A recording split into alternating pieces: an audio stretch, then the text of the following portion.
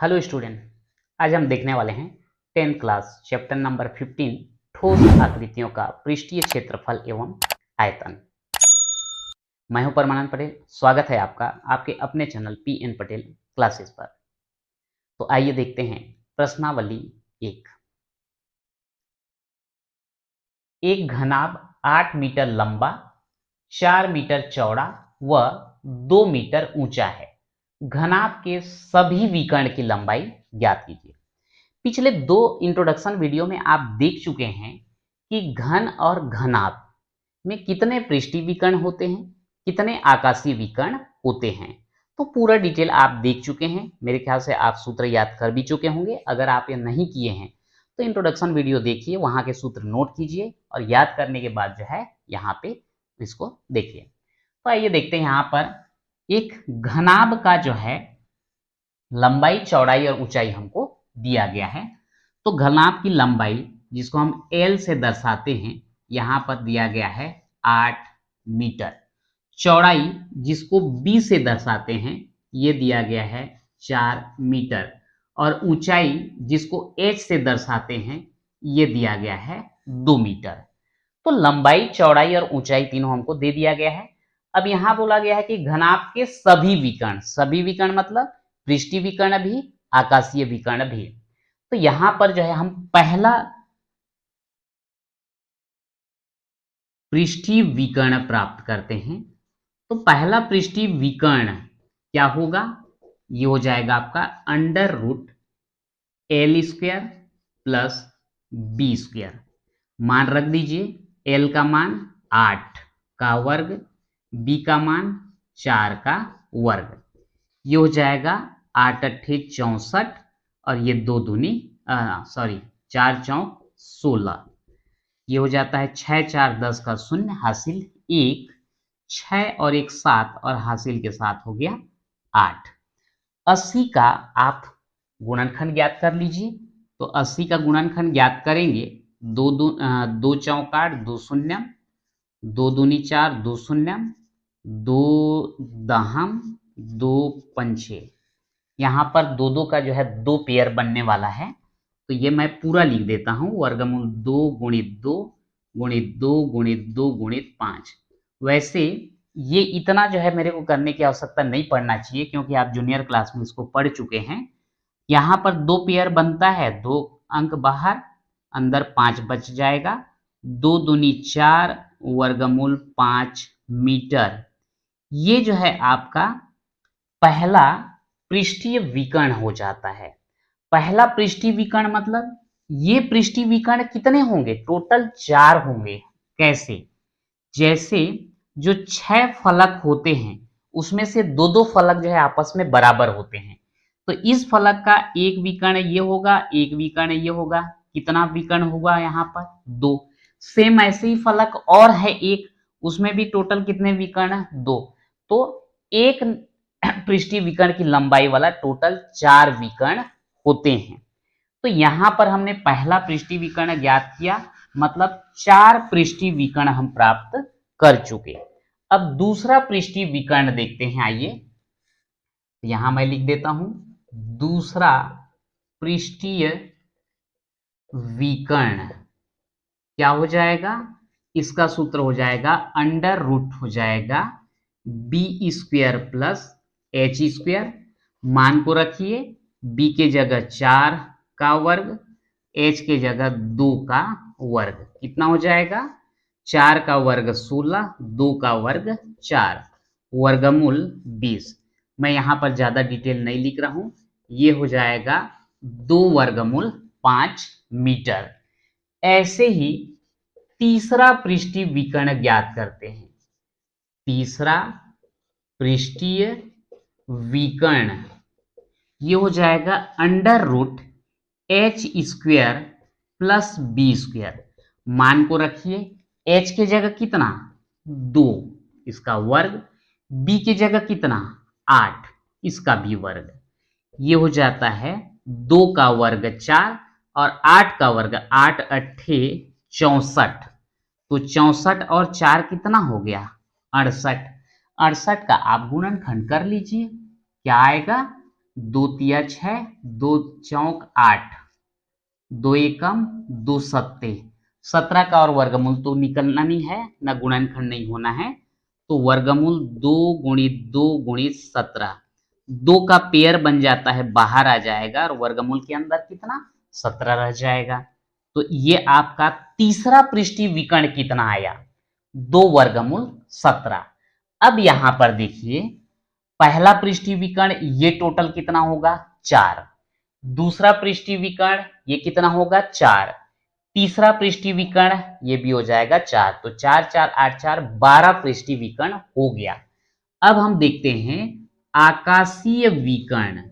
तो आकाशीय विकर्ण का क्या सूत्र है, ये होता है वर्गमूल के अंदर l का वर्ग धन b का वर्ग धन h का वर्ग, मान रख दीजिए 8 का वर्ग, b की जगह 4 का वर्ग और h की जगह 2, इसका वर्ग कितना हो जाएगा 8 अट्ठे 64, 4 चौक 16, 2 दूनी 4, जोड़ दीजिए 6 और 4 10, 4 14 का 4 हासिल 1, 6 और 1 7 और 1 8, 84 का भी आप गुणनखंड कर दीजिए, कितना हो जाएगा 2 चौक 8, 2 दूनी 4, 2 दूनी 4, 2 एकम 2। अब 21 का तो नहीं हो सकता भाई, सीधा मैं इसको लिख रहा हूं 2 वर्गमूल 21 मीटर।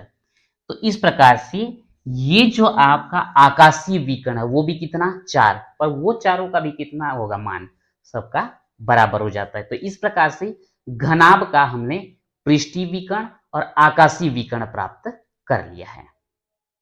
अगला प्रश्न मैं एक एग्जांपल लिया हूं, 6 सेंटीमीटर भुजा वाले घन का पृष्ठीय विकर्ण व आकाशीय विकर्ण की लंबाई ज्ञात कीजिए। तो यहां पर जो है 6 सेंटीमीटर भुजा बोला गया है, यानी कि घन का कोर है जिसको हम a से दर्शाते हैं। तो a बराबर यहां पर कितना आ गया 6 सेंटीमीटर। तो यहां पर हम लिख देंगे घन का पृष्ठीय विकर्ण, हमको पता है घन का पृष्ठीय विकर्ण बराबर होता है वर्गमूल 2 गुणित a, या फिर आप ऐसा भी लिख सकते हैं a वर्गमूल 2, और a का मान कितना है 6, तो 6 वर्गमूल 2 सेंटीमीटर ये हो जाएगा। और घन का आकाशीय विकर्ण जो होगा, घन का आकाशीय विकर्ण ये होता है a वर्गमूल 3, तो a की जगह 6, तो 6 वर्गमूल 3 सेंटीमीटर। ये जो है बड़ा आसान है, सीधा सीधा एक मान रखेंगे और कंप्लीट हो जाता है। प्रश्नावली का दूसरा प्रश्न देखते हैं, एक घन के पृष्ठीय विकर्ण की लंबाई ज्ञात कीजिए। पृष्ठीय विकर्ण जो कि यहां पर हमने एक सूत्र लगा करके बनाया था a वर्गमूल 2, ज्ञात कीजिए जिसकी भुजा 12 वर्गमूल 3 सेंटीमीटर है। यहां पर जैसे भुजा 6 सेंटीमीटर दिया गया था, वैसे यहां पर भुजा कितना दिया है 12 वर्गमूल 3 सेंटीमीटर है, उसका आकाशीय विकर्ण कितना होगा। तो बड़ा आसान है ये, आप यहां पर लिख दिए घन की भुजा जिसको हम a से प्रदर्शित करते हैं, a बराबर 12 वर्गमूल 3 सेंटीमीटर। तो घन का पृष्ठीय विकर्ण, घन का पृष्ठीय विकर्ण बराबर हो जाएगा a वर्गमूल 2, a के जगह में आप मान रखिए 12 वर्गमूल 3 और ये है वर्गमूल 2, तो ये 12 और ये भी वर्गमूल के अंदर है, ये भी वर्गमूल के अंदर है, तो एक साथ हम दोनों को वर्गमूल के अंदर लिख देते हैं 12 वर्गमूल 3 गुणित 2, तो ये हो जाएगा 12 और वर्गमूल के अंदर 3 दूनी 6, इतना सेंटीमीटर हो जाएगा। तो ये घन का पृष्ठीय विकर्ण कितना हुआ 12 वर्गमूल 6 सेंटीमीटर। उसके बाद बोला गया है कि आकाशीय विकर्ण कितना होगा, तो यहां पे लिख लेंगे घन का आकाशीय विकर्ण। अगर राइटिंग समझ में नहीं आ रहा होगा तो कमेंट बॉक्स में लिखिएगा, मैं प्रयास करूंगा और सुधार करने का। तो घन का आकाशीय विकर्ण कितना हो जाएगा a वर्गमूल 3, a का मान कितना 12 वर्गमूल 3 यहां पर लिखा है और ये है वर्गमूल 3। अब 12 और ये दोनों वर्गमूल के अंदर है तो एक साथ लिख दें, पेयर बन जाएगा 12 गुणित इसमें से एक पेयर बाहर तो 12 तिया 36 सेंटीमीटर।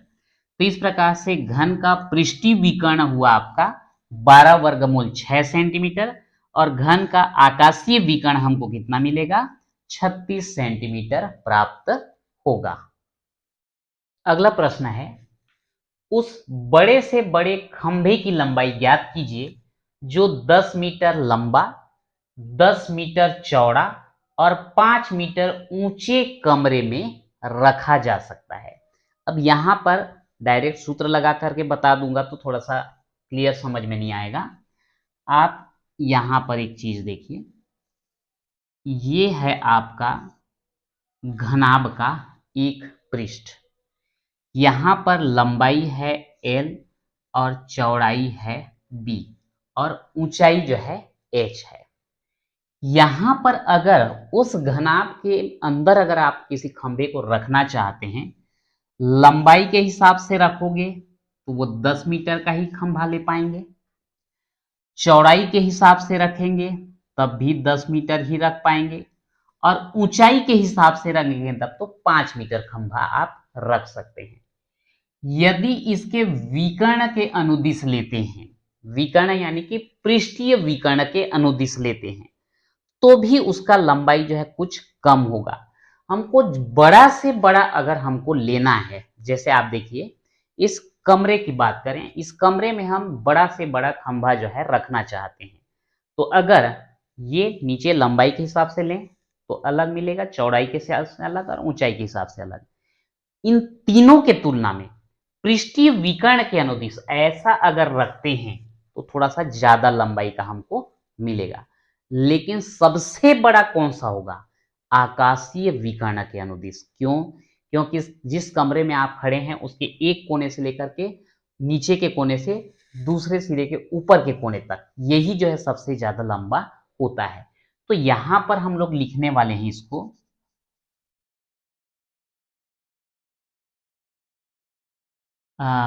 घनाभाकार कमरे की लंबाई L बराबर 10 मीटर, चौड़ाई B बराबर 10 मीटर, ऊंचाई H बराबर 5 मीटर। जो कमरा लिया गया है वो घनाभ की आकृति का है, लंबाई 10 मीटर, चौड़ाई 10 मीटर और ऊंचाई है 5 मीटर। यहां बोला गया है कि उस बड़े से बड़े खंभे की लंबाई ज्ञात करना है तो यहां पर हम लिख देंगे बड़े से बड़े खंभे की लंबाई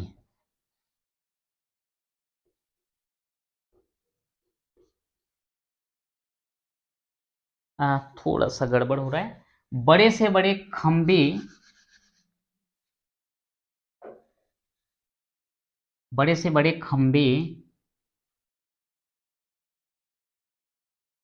को रखने के लिए हमें उसे घनाभ के यानी कि कमरा के आकाशीय विकर्ण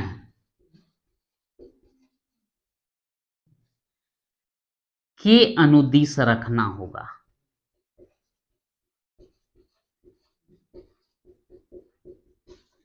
तो यहां पर लिख देंगे घनाभ का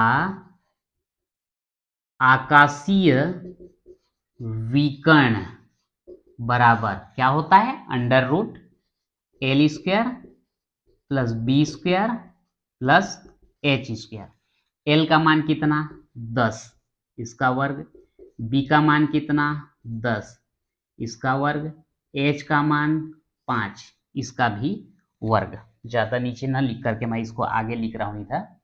तो ये हो जाएगा वर्गमूल 10 का वर्ग कितना? 100, फिर से 10 का वर्ग 100, 5 का वर्ग 25, तीनों को जोड़ दीजिए 225, ठीक, 100 और 100 200 और ये 25। अब 225 का आप क्या करेंगे, गुणनखंड ज्ञात करेंगे। 5 2 7 2 9, 3 से जाएगा, 3 सत्ते 21, 1 बचा 15, 3 पंचे 15, फिर 3 से, 3 दूनी 6, 1 बचा 15, 3 पंचे 15, फिर 5 पंचे 25 और ये 5 एकम 5। तो ये हो जाता है वर्गमूल के अंदर 3 गुणित 3 गुणित 5 गुणित 5। 3 में से 1 बाहर, 5 में से 1 बाहर, 3 पंचे कितना आया 15। सीधा सीधा लिख देता हूं मैं मीटर। तो उस बड़े से बड़े खंबे का लंबाई कितना हो जाएगा, 15 मीटर होगा। तो लिख देंगे अतः उस बड़े से बड़े खंभे की लंबाई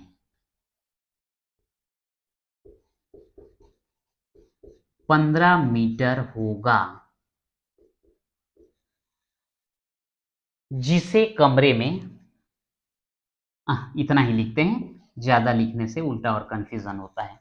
तो उस बड़े से बड़े खंबे की लंबाई कितना हो जाएगा 15 मीटर। देख लीजिए, लंबाई चौड़ाई और ऊंचाई सबसे अधिक है, तो 15 मीटर लंबाई के खंबे को उस कमरे में हम आसानी से रख सकते हैं, जिसकी लंबाई 10 मीटर, चौड़ाई 10 मीटर और ऊंचाई जो है 5 मीटर है। तो इस प्रकार से जो है आपका प्रश्नावली एक कंप्लीट होता है। तो आज के वीडियो में इतना ही, मिलते हैं नेक्स्ट वीडियो में।